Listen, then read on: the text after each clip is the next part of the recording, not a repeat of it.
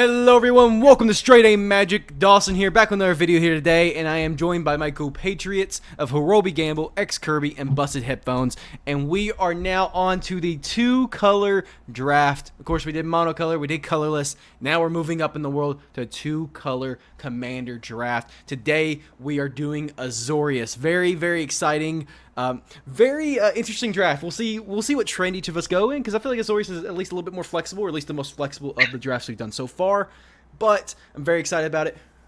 Now we do have someone starting out today. It'd be Kirby. You're starting us out today. I will be going second. Busted, you're going third, and Hirobi, you'll be going fourth. So Kirb, take us away with your 101. Okay. Let's see. I had a tough time putting this one together, I'll be honest. I think for my first one, I will drop in Heliod the Radiant Dawn. Ooh. No! I had a look at this one. It looks pretty cool. It looks like it'd be a lot of fun to play. And then it's got a sick looking backside with a Phyrexian god type line. Hard to beat that. Super strong effects. Really interesting card.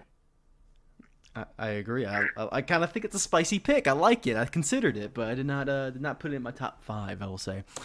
Instead, I like that pick. I'm just going to pick a very popular commander. Everybody knows him. Everybody loves him. It is going to be Grandabba the Fourth. Oh, thank God! I thought it was gonna be something else. No, I debated on another card, but I honestly would be so sad. Like, the sadness of one of you taking Grand Arbiter, which is very low, is too much for me to even think about a better choice. And honestly, I may screw my whole draft up by picking Grand Arbiter here. But it's me. I mean, Kirby literally said it the best. Is like, I think I'm the only person who would ever consider playing Grand Arbiter at our table. Because I love Grand Arbiter for the pure reason that other people hate him, but I build him in a way where it's more polite. It's just like general stacks and tacks. It's not like stacking you out of the game. It's just a more inconvenience. I really just want to make you pay like 4 extra mana for each thing you cast, and make sure you can't cast enchantments eventually. Maybe don't get to activate abilities eventually. Your graveyard can go away too. I love Grand Arbiter just because he sets the scene for some awesome stacks things that are quote unquote fair. Yeah, okay. Fair. Yeah, okay. Speeding you up, slowing everyone else down. Yeah, okay. No, I'll say right now, Grand Arbiter's not even in my top 5. I've built it in paper. Again, nobody likes playing against Grand Arbiter, so for that reason, I just couldn't even keep him in the top 5. Okay, he's not even in my. He wasn't. Top Yeah, he wasn't 12 that I brought to the table. Damn it! He wasn't in my top. He wasn't in my top 15. We screwed it, guys. I just took Josh Allen in the first round. I'm glad. Damn. But that being said, I think my number 1 pick, I think is going to be a lot of people's like top cards. Okay, No. and that's Bruna, Light of Alabaster. Oh, Fuck. that's a good one. Fuck. Okay, Damn it! You son of a bitch! Bruna You son of a bitch! Bruna is a classic, and even older than Grand Arbiter. If I'm Okay, not I'm just mistaken. posturing. Right? Ah, shit. Yes, Bruna's I think slightly older than, right? Yeah, Yeah, I think she's like 3 or 4 sets. 3 or 4 sets older.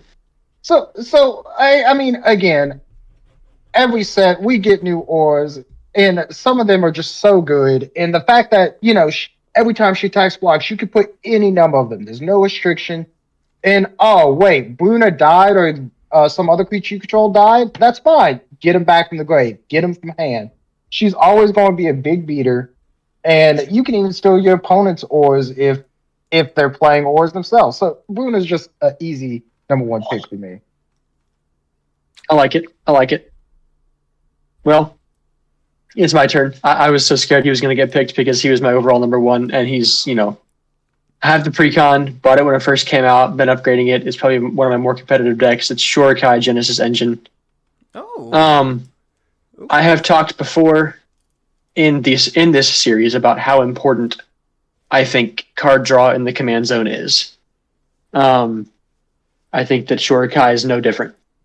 He provides you an outlet to draw through your deck, find your pieces, If you manage to crew him with another card that comes in the precon, then he can be very, very scary as a beater, but he's mainly just a utility creature who makes blockers either which can be sacrifice fodder or which can be basically anything you need him to be. I think that he is so versatile that the deck can do so many different things.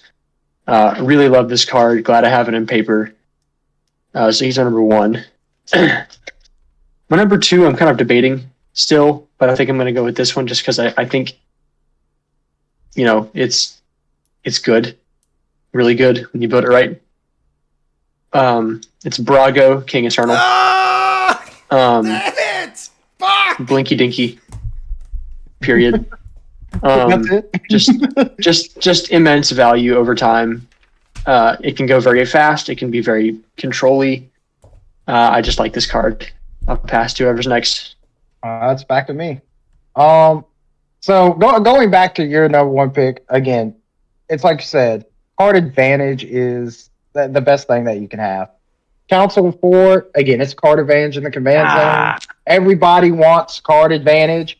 So the odds of your opponent drawing multiple cards a turn, the odds of your opponent casting multiple spells turns even higher. So again, you're always getting this advantage. And if I can get 3 cards in turn rotation as the high, I'm good. I'm good. For the record, heck yeah. For the record, Brago is my serious choice number 1. So good on you, Hirobi. You got my real 101 for value. Pack 1, pick 1. Pack 1, pick 1. In round 2 too. Hey, man. don't worry, you locked in. You locked in. I mean, that I didn't want to take 2 of the most popular ones first, but I feel like I had to. Oh, you 100% had to. I mean, no one else took them, and you went last. So I mean. In that case, I'm going to do a little bit of spiciness. I'm going to go down my draft board a little bit because now we get into a little bit of a drought of actually anybody probably picking these commanders. Instead, I'm going to go with a little bit more of Hirobi's style. I'm going to go Hilda of the Icy Crown. You son of a gun! So for the record, respect it though. for the record, it wasn't a total hate pick because Hilda is very high on my draft board, but I just think Hilda is, for one, a very versatile, very good commander. I've seen what Hirobi has done on a board. She's cracked. And how cracked she can be. Hirobi, correct me if I'm wrong. Hilda's a CEDH commander, right? So, just minor info dump. Hilda is not CDH, but she has seen a massive amount of play and success in the higher power tables, especially higher power tables in creature-centric metas. Cool. Okay. I thought I saw a couple of decks running around that were more popular, but I may have been mistaken. Maybe now because of this lower format, because grindy decks can do much, much better. That is fair. Either way, Hilda, I think, is very fun, very versatile. Kind of encapsulates what I wanted to hit with Brago a little bit more of the spice that Azorius can hit. Because Grand Arbiter is pretty much the poster child of like what Azorius is typically known to do. That and probably Council of 4 is a good one for that too. But Hilda hits the other aspects, so I'll take Hilda as my pick too. Very nice. All right, Curb. I guess that's back to me. I'm gonna lock in my number 3. I gotta get in the Spirit Commander, because you can't have Azorius without spirits. Very good. So I'm gonna go with Millicent, Restless Revenant. Cost 1 less for each spirit you control.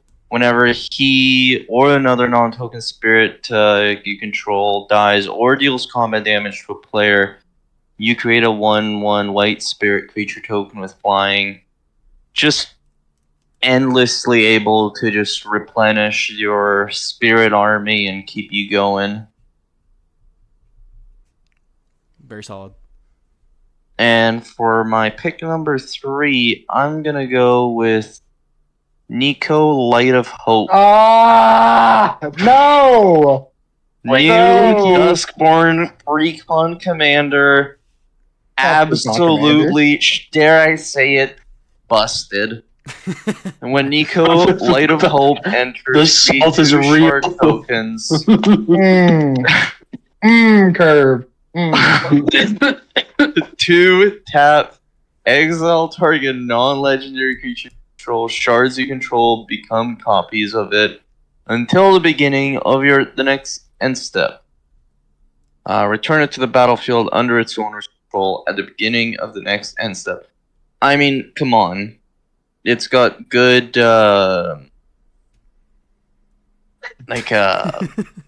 flicker synergy, and then you've got Azorius, good colors for card draw or a Control. lot of toolbox effects on creatures that you could make use of the shards with. Abuse some ETB effects. It's good fun. It's a good commander. And fun to pilot from what I've seen. From what you've seen, yeah. From what- Hey, you took my Council of Four, so I don't want to hear shit. Oh dang. So yeah, I'm really not playing this draft very well. I'll be honest with you. This is what I'm realizing.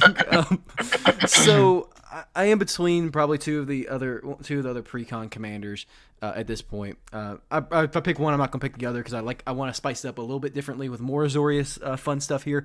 But I am going to end of the day pick Katori, Pilot Prodigy. Vehicles I think are very unique format or very unique style of play in Commander, archetype I should say. Mechanic is a good one. Even archetype is kind of what's becoming in Commander in a sense. Like, granted, it's only just basically artifacts, but with vehicles. But it's almost tribal. It's a bunch of different things, and I think vehicles. And I think Katori is one of the best vehicle commanders out there. And so, not having Katori picked in the top 3 for me would be kind of a tough not ask, I guess. Because I think Katori is just not ask. Yeah, I know, English major over here. But Katori, I mean, printing their precon. I mean, artifact. Having any artifact creature in general, especially kind of geared towards more the vehicle mechanic, having life-leaking vigilance as very good mechanics. I think, now granted, I don't think vehicles are very powerful, but I think they're fun, and sometimes fun picks are better. Busted. Who's that in the art for Katori? Who's that in the art? Behind Katori. Yeah, who is that? Who is that? Shut up. All right, move on.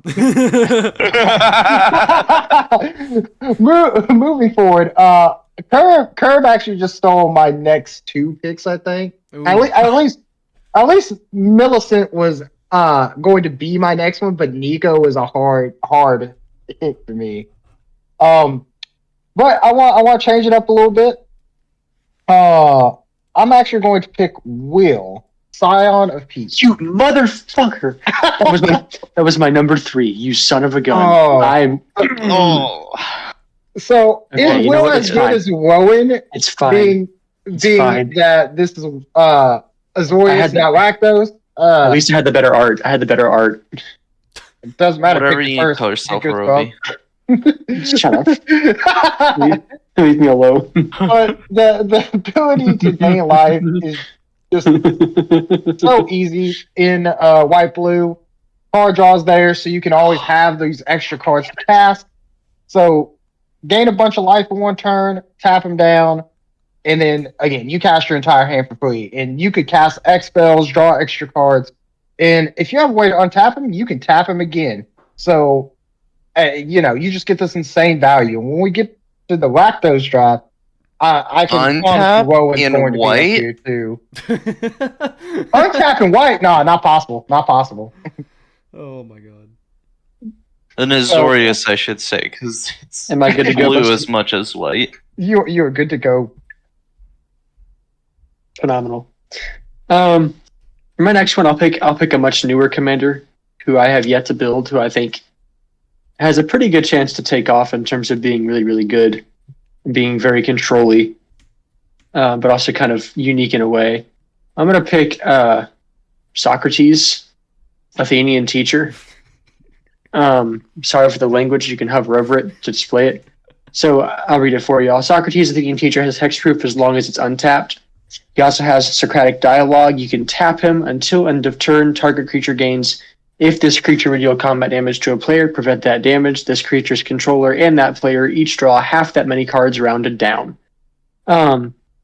So he can prevent damage, draw you cards, becomes control-y, can lock down some big creatures on the board, while also lending himself in the colors of Azorius to an incredibly brutal control strategy, which can just kind of shut down games. I've seen it in multiple videos. I'm currently working on a list right now. So I really like Socrates as a card.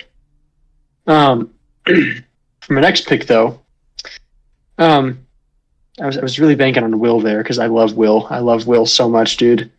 But I think this card is, I mean, criminally underrated. In terms of just being, I think you're thinking better now since the bans, because he makes a bunch of artifacts. Out of left field, his name is Malcator Purity Overseer.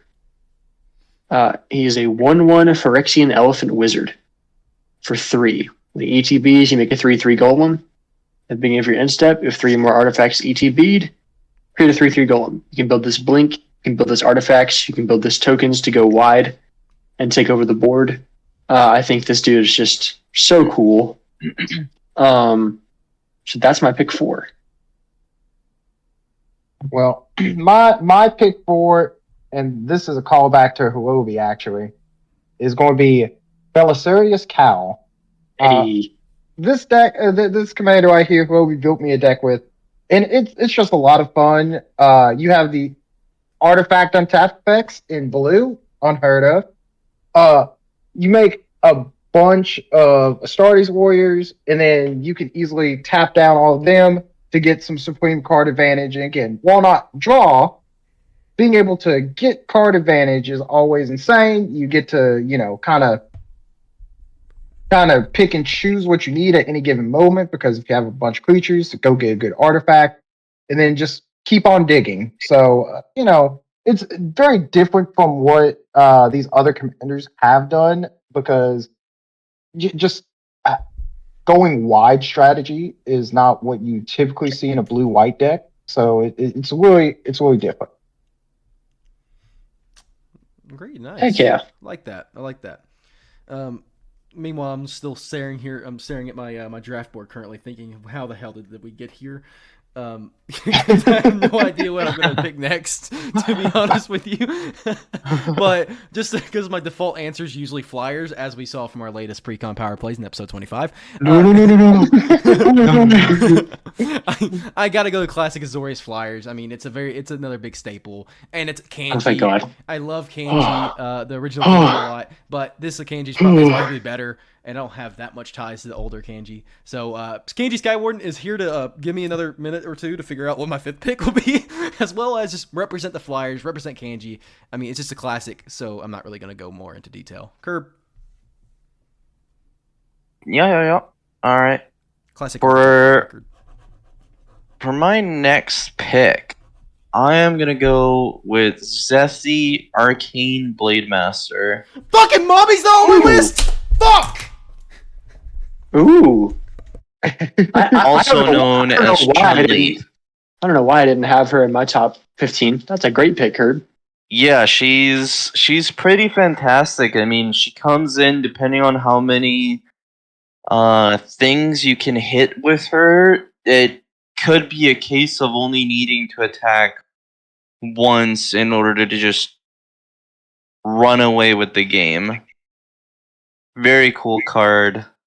Plays pretty interesting from what I've seen, unlike Narset,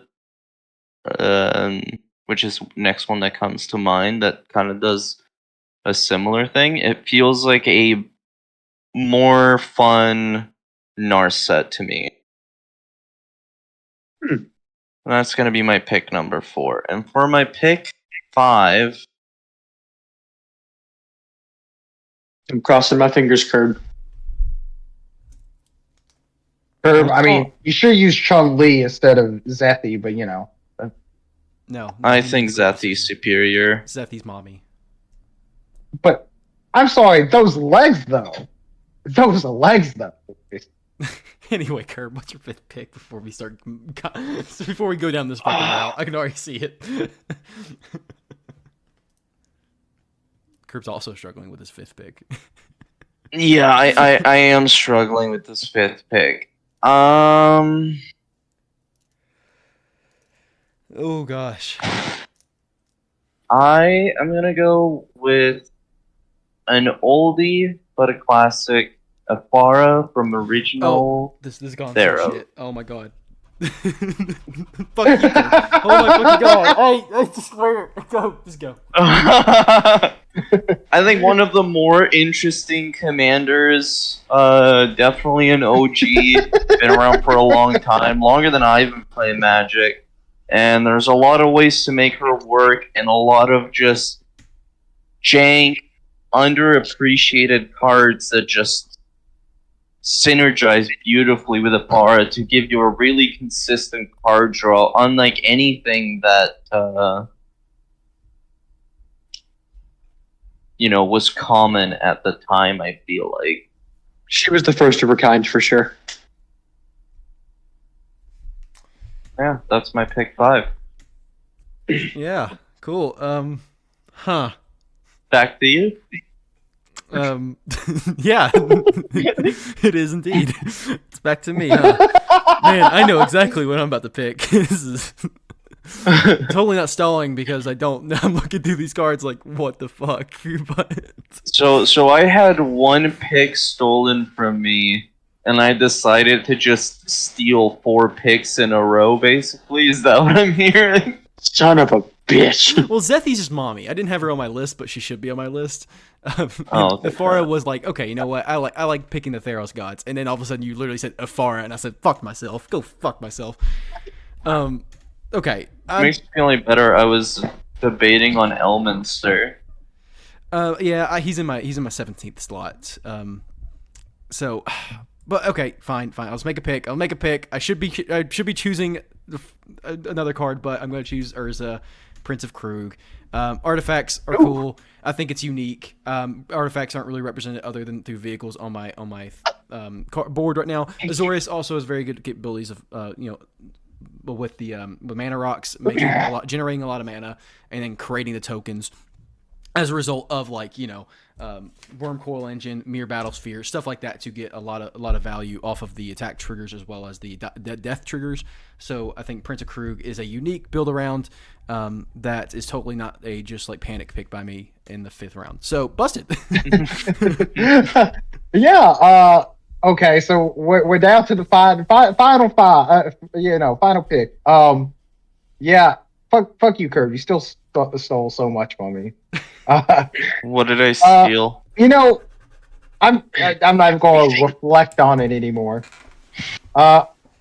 Just because Dawson didn't pick it, I'm going to pick a Sphinx with my 5th pick. Oh yeah, I have to steal his thing. I mean, Azor's not bad by any means. It's just he's so mana intensive for white blue that it's a struggle. But you have a Sphinx's Revelation in the command zone, gaining life, drawing cards. You throw Al Hamlet's Archive in there, get double it. I mean, you're not going to hurt on card draw, that's for sure. But the mana. Not to mention, it'd be kind of criminal to not mention Azor when doing Azorius. This is true. This is true. Thanks for having us covered, Busted. I mean, if I did it, nobody else would have had. Alrighty. With my final pick, there are a few that I would am struggling to choose between. I have 4 actually that are all still here that I like a lot. But I think I'm going to go with objectively the best one, in my opinion. Another one of the OG Azorius cards ever, especially commanders ever. And probably what's going to become my new de facto Azorius CDH deck, which is Dragonlord Ojutai. A little bit mana intensive, kind of like Azor, 5 mana. So without Lotus and Crypt, it's going to be a little bit more difficult to get out. But for a 5/4 with Hexproof, as long as it's untapped, plus you get to do a ton of card selection for control pieces. Ajutai, you can build a super cool Voltron-y control shell around him. And actually make it very, very scary. I've seen this deck do some wild things before. Especially just kind of like Grand Arbiter, just locking down the table from doing anything. which is kind of what Azorius typically aims to do. And that is my final pick in the draft. Excellent. Well, I'm hovering currently over all the cards that everybody has chosen for their lineups here. So tell us who you think did the best in the comments down below. Thank you all for watching. And this Azorius draft, it was a roller coaster. We made it. We'll say. We did it. We made it through. This is a difficult one, as Azorius usually is to play against, not play, but play against. There's the really good commanders, and then there's the it still falls in the colors. You notice after Council of 4, after Hilda, really everything went. Oh, I guess after the second round, everything went to shit. After the second round, everything went to shit. I disagree. I feel good with every single one of my choices. I feel great about all my choices as well, Kirby. You know what? I agree. Azor wasn't even the best pick in my hand. I just put him because he needed to be on the table. Yeah, that's valid. Honestly, I debated on him for the Flyers, but I just didn't feel like it. Kanji's more classic for me. Anyway, hope you all did enjoy. We'll see y'all in the next episode.